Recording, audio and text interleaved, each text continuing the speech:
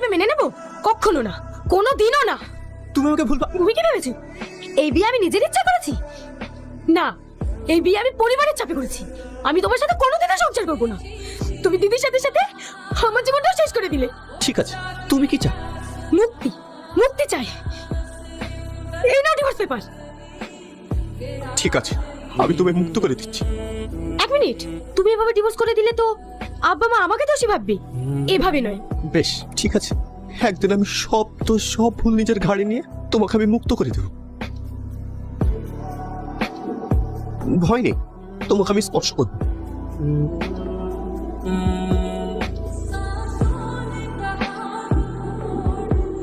যাই বলো, এতদিন পর আবার এই সংসারটা পরিপূর্ণ হয়ে উঠেছে।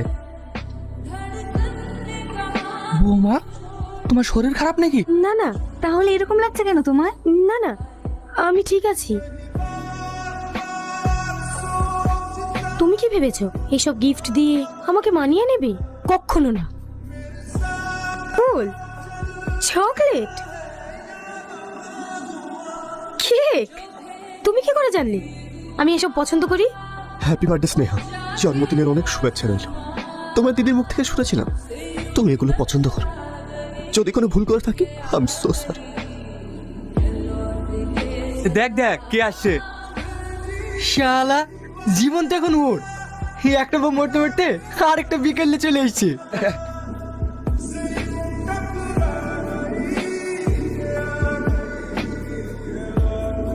আরে কি করছিস এসব? সবকিছু কি নিজের ইচ্ছা মতো হয়?